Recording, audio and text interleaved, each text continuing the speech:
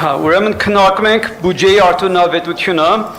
բայց որքանով կարող ենք լուրջ վերաբերել այս բյուջեի ծախսերին, երբ այս քաղաքապետարանի նկատմամբ վստահություն չկա, օրինակ, շինարարական ծախսերի վերաբերյալ մենք բոլորս լսել ենք Լիլան Արմ անունով շինարարական ընկերության մասին, որի ղեկավարը եղել է ՔՊ-ի ավագանի ցուցակում։ Ես նայեցի ֆինանսական նախարարության Armeps կայքում, որպեսզի տեսնեմ, թե 2019-ից ի վեր որքան պայմանագրեր է շահել Լիլան Արմը եւ իր մրցակիցները։ Պարզեցի, որ Երևան քաղաքի մրցույթներին հաճախակի մասնակցող 13 ընկերություններից 2 ընկերություն շահում է քաղաքի շինարարության հայտերի ավելի քան 95%-ը։ Այդ 2 ընկերություններից մեկը Լիլան Արմը, որը շահել է 25.5 միլիոն դոլարի պայմանագրեր, իսկ մյուսը 2021 թվականի փետրվարին ստեղծված Capital Shin Construction ընկերությունն է, որը շահել է 29 միլիոն դոլարի պայմանագրեր։ Այս պայմանագրերի զգալի մասը եղել են հրատապ եւ չեն ունեցել մրցակիցներ։ Սա աղյուսակն է Capital Shin, Lilian Arm։ Մնացածները, օրինակ Olymp Shin, Edgar Shin, չգիտեմ, Kotak Shin, մնացածները մի քանի 100,000 դոլարի են շահել։ Այս երկուսը հիմնականում շահում են քաղաքապետարանի հայտերը։ Իդեպ Լիլան Արմը 2000 թվականին է ստեղծվել եւ մինչեւ իշխանափոխությունը նա շահել է ընդամենը 400,000 դոլարի պետական պայմանագրեր, որտեղ կա մրցույթ եւ կա ՔՊ-ական մրցույթ։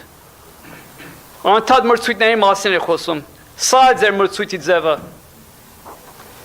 Խոսենք տասնյակ միլիոնավոր դոլարների արժողության շինթույլտությունների մասին, որոնք տեղ չեն գտնվում այս քաղաքի բյուջեում։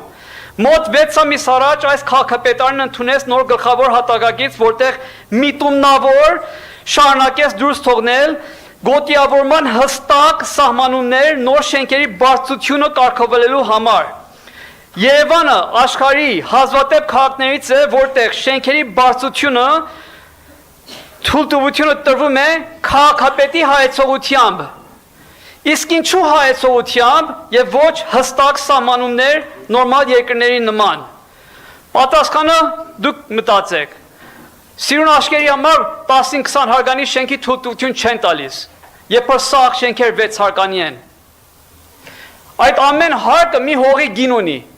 1000-2000 դոլար կամ ավելի բարձր է այդ հողի գինը։ Միա 15 հարկանի շենքը տեղ 10 հարկ ձրի հողաց, 10 հարկ ամեն 10 հատ ձրի հող են ստանում։ Այդտեղ լուրջ գումարներ են պտտվում։ Արդյոք մենք պիտի ուրիշ բան ակնկալենք մի քաղաքապետից, ով փոշիացրել է 70 միլիոն դոլար անիվում, գումարներ բաժանելով կասկածելի աշխատողներին եւ ընկերություններին, որից մեկը վերջերս իմացանք մի 8 օրական օֆշորում ստեղծված ընկերություն էր, որի տնօրենը պարոն Ավինյանի կնոջ ընկերուհին եւ գործընկերն էր։ Այդ ընկերությունը ստացել 4.2 միլիոն դոլար եւ այժմ համարյա գոյություն չունի, ունի 1 աշխատող։